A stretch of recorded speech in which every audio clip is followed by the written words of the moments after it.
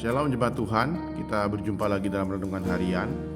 Hari ini saya mengajak kita melihat tentang satu tokoh, yaitu Rehabeam, saudara, anaknya Salomo. Sebelum itu mari kita bersama-sama membaca Alkitab dari 1 Raja-Raja 12. Kemudian Rehabeam pergi ke Sikhem, sebab seluruh Israel telah datang ke Sikhem untuk menobatkan dia menjadi raja. Segera sesudah hal itu kedengaran kepada Yerobeam bin Nebat. Pada waktu itu, dia masih ada di Mesir, sebab ia melarikan diri ke sana dari hadapan Raja Salomo. Maka kembalilah ia dari Mesir. Orang menyuruh memanggil dia. Lalu datanglah Yerobeam dengan segenap jemaah Israel dan berkata kepada Rehabeam, "Ayahmu telah memberatkan tanggungan kami. Maka sekarang ringankanlah pekerjaan yang sukar yang dibebankan ayahmu, dan tanggungan yang berat yang dipikulkannya kepada kami, supaya kami menjadi hamba." Tetapi ia menjawab mereka, "Pergilah sampai lusa, kemudian kembalilah kepadaku." Lalu pergilah rakyat itu. Sesudah itu, Rehabeam meminta nasihat dari para tua-tua yang selama hidup Salomo mendampingi Salomo, ayahnya. Katanya, "Apakah nasihatmu untuk menjawab rakyat itu?" mereka berkata, "Jika hari ini engkau mau menjadi hamba rakyat, mau mengabdi kepada mereka, dan menjawab mereka dengan kata-kata yang baik, maka mereka menjadi hamba-hambamu sepanjang waktu." Tetapi ia mengabaikan nasihat yang diberikan para tua-tua itu. Lalu ia meminta nasihat kepada orang-orang muda yang sebaya dengan dia dan yang mendampinginya. Katanya kepada mereka, "Apakah nasihatmu, supaya kita dapat menjawab rakyat yang mengatakan kepadaku, 'Ringankanlah tanggungan yang dipikulkan kepada kami oleh ayahmu'?" Lalu orang-orang muda yang sebaya dengan dia itu berkata, "Beginilah harus kau katakan kepada rakyat yang telah berkata kepadamu, 'Ayahmu telah memberatkan tanggungan kami, tetapi engkau ini berilah keringanan kepada kami.' Beginilah harus kau katakan pada mereka, 'Kelingkingku lebih besar daripada pinggang ayahku. Maka sekarang, ayahku telah membebankan kepada kamu tanggungan yang berat, tetapi aku akan menambah tanggungan kamu. Ayahku telah menghajar kamu dengan cambuk, tetapi aku akan menghajar kamu dengan cambuk yang berduri besi." Pada hari lusanya, datanglah Yerobeam dengan segenap rakyat kepada Rehabeam, seperti yang dikatakan raja. "Kembalilah kepadaku pada hari lusa." Raja menjawab rakyat itu dengan keras. Ia telah mengabaikan nasihat yang diberikan para tua-tua kepadanya. Ia mengatakan kepada mereka menurut nasihat orang-orang muda, "Ayahku telah memberatkan tanggungan kamu, tetapi aku akan menambah tanggunganmu itu. Ayahku telah mengajar kamu dengan cambuk, tetapi aku akan mengajar kamu dengan cambuk yang berduri besi." Jadi raja tidak mendengarkan permintaan rakyat, sebab hal itu merupakan perubahan yang disebabkan Tuhan, supaya Tuhan menepati firman yang diucapkannya dengan perantaraan Ahia, orang Silo, kepada Yerobeam bin Nebat. Setelah seluruh Israel melihat bahwa raja tidak mendengarkan permintaan mereka, maka rakyat menjawab raja, "Bagian apakah kita dapat daripada Daud? Kita tidak memperoleh warisan dari anak Isai itu. Kekemahmu, hai orang Israel! Uruslah sekarang rumahmu sendiri, hai Daud!" Maka pergilah orang Israel ke kemahnya, sehingga Rehabeam menjadi raja hanya atas orang Israel yang diam di kota-kota Yehuda. Kemudian Raja Rehabeam mengutus Adoram yang menjadi kepala Rodi. Tetapi seluruh Israel melontari dia dengan batu sehingga mati. Bahkan Raja Rehabeam hampir-hampir tidak dapat menaiki keretanya untuk melarikan diri ke Yerusalem. Demikianlah mulanya orang Israel memberontak terhadap keluarga Daud sampai hari ini. Nah, saudara, kisah dari Rehabeam, anaknya Raja Salomo, ada sebuah contoh kisah yang menarik, saudara. Nah, saudara, setelah Salomo meninggal, Rehabeam menjadi raja. Di zaman dia, kerajaan itu pecah, saudara. Nah, kenapa kerajaan ini pecah? Memang Tuhan sudah menubuatkan kepada Salomo karena dia berdosa kepada Tuhan, dia tidak mengikuti jalan Tuhan di masa tuanya. Memang kerajaan itu tidak pecah di zaman dia, tapi di zaman anaknya Rehabeam, saudara. Meskipun Tuhan sudah menubuatkan hal itu, saudara, prosesnya tetap terjadi seperti yang diinginkan oleh Rehabeam, saudara. Nah, saudara, ketika suatu kali dia memimpin kerajaan itu, orang-orang Israel itu datang kepada dia dan memohon belas kasihannya, saudara. Ayat 4, ayahmu telah memberatkan kuk kami. Sekarang ringankanlah pekerjaan berat dari ayahmu dan kuk berat yang dibebankannya kepada kami.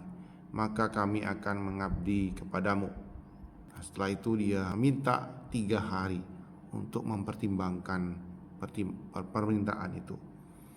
Nah, dia minta nasihat dari beberapa penasihat kerajaan, saudara. Ada 2 kelompok. Yang pertama adalah kelompok yang tua-tua, saudara, yang melayani Salomo ayahnya semasa hidupnya.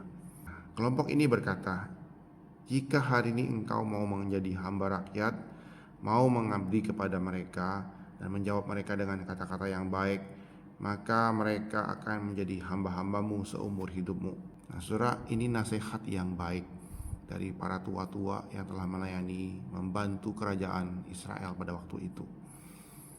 Nah, saudara, namun Rehabeam mempertimbangkan lagi nasihat dari anak-anak muda, saudara. Anak-anak muda yang memimpin bersama-sama dengan dia. Apa jawabmu? Apa nasihatmu kepada rakyat Israel itu? Mereka berkata, saudara, kelingkingku lebih besar daripada pinggang ayahku. Sekarang ayahku telah memberikan kamu kuk yang berat, tetapi aku akan memperberat kukmu. Ayahku telah menghajar kamu dengan cambuk, tetapi aku akan menghajar kamu dengan cambuk berduri besi. Nah, saudara, itulah yang disampaikan kepada rakyat yang datang kepadanya, saudara. Akhirnya sejak itu, saudara, orang-orang Israel marah kepada Rehabeam. Pergumulan mereka, permintaan mereka tidak didengarkan, saudara. Ayat 16, seluruh Israel melihat bahwa raja tidak mendengarkan mereka. Rakyat menjawab raja, bagian apa yang kita peroleh dari Daud? Kita tidak memperoleh warisan dari anak Isai itu. Ke kemahmu, hai orang Israel. Sekarang uruslah rumahmu sendiri, hai Daud. Lalu pergilah orang Israel itu ke kemahnya. Nah, saudara, sejak saat itu Raja Rehabeam tidak mendapatkan respek dan penghormatan dari orang-orang Israel. Nah, saudara, di ayat 19, demikianlah orang Israel memberontak terhadap keluarga Daud sampai hari ini. Nah, saudara, setelah itu mereka mengangkat Yerobeam menjadi raja mereka untuk Israel. Jadi keluarga Daud, Raja Rehabeam, hanya memimpin orang Israel itu di suku Yehuda dan suku Benyamin saja. Akhirnya kerajaan itu 10 suku yang lain dipimpin oleh Raja Yerobeam, saudara. Nah, saudara, dari sini kita bisa melihat dari Raja Rehabeam ini, saudara, dia tidak mendengarkan perkataan rakyatnya. Dia memilih penasehat yang ada di sekeliling dia, orang-orang muda yang tidak berpengalaman, orang-orang yang keras, saudara. Nah, saudara, penting sekali kita dalam hidup ini memilih penasehat yang baik. Keputusan-keputusan kita dipengaruhi oleh apa yang kita baca, kita renungkan, kita dengarkan, saudara. Orang-orang di sekitar kita, orang-orang dekat kita. Nah, siapakah orang-orang itu, saudara? Apakah orang-orang yang sudah berpengalaman? Nah, menarik, saudara, anak raja yang paling berhikmat mengambil keputusan yang sangat tidak berhikmat, saudara. Salomo adalah raja yang penuh hikmat, dan itulah ayah dari Rehabeam. Namun saudara, dia tidak belajar dari hikmat ayahnya. Nah, saudara, menarik sekali di ayat 7 dikatakan penasehat-penasehat senior itu berkata, "Jika hari ini engkau mau menjadi hamba rakyat, mau mengabdi pada mereka dan menjawab mereka dengan kata-kata yang baik, maka mereka akan menjadi hamba-hambamu seumur hidupmu." Nah, saudara, di sini saya melihat kembali, saudara, pemimpin yang melayani. Ini pesan dari nasihat dari orang-orang yang melayani bersama-sama dengan Salomo, ayahnya Rehabeam, saudara, adalah kepemimpinan yang melayani. Itu yang menjadi kesimpulan dari pengamatan mereka. Dan itu hanya kita bisa lihat nanti, saudara, di dalam raja dari keturunan Daud yang diutus, yaitu Mesias, Yesus, yaitu raja yang melayani, saudara, yang tahu pergumulan dari umatnya, saudara. Saudara, biarlah ini boleh mengajar kita, mengacu pada kita ketika kita memimpin, saudara, kita bisa melayani, saudara. Ketika kita mengambil keputusan dalam memimpin, saudara, kita mempertimbangkan pergumulan-pergumulan dari orang-orang di sekitar kita. Saudara, biar renungan hari ini boleh menguatkan kita, mengingatkan kita tentang pentingnya apa yang kita dengar, apa yang kita baca. Itu penasehat-penasehat kita. Siapakah yang kita dengarkan? Apakah mereka sungguh-sungguh takut akan Tuhan, sungguh-sungguh mengenal Tuhan, ataukah orang-orang yang tidak mengenal Tuhan? Biarlah Tuhan boleh menolong kita dan menguatkan kita dalam setiap keputusan kita mengikuti jalan Tuhan. Mari kita berdoa. Tuhan, kami bersyukur buat renungan pada hari ini. Kau telah mengajar kami, Kau telah memimpin kami, supaya kami mendengarkan kebenaran firman-Mu, Tuhan. Belajar dari kisah hidup dari Raja Rehabeam. Tuhan, biarlah Engkau boleh menolong kami ketika kami mengambil keputusan. Kami mempertimbangkan sesuai dengan pimpinan Tuhan, sesuai dengan orang-orang yang boleh mengenal Tuhan juga, yang tahu pergumulan kami, yang tahu sejarah. Dan biarlah Tuhan boleh menolong kami ketika kami mengambil keputusan. Bimbing kami, Tuhan, dan biarlah kami boleh sikut hikmat Tuhan dan pimpinan Tuhan. Terima kasih, di dalam nama Tuhan Yesus kami ucap syukur dan berdoa. Amin.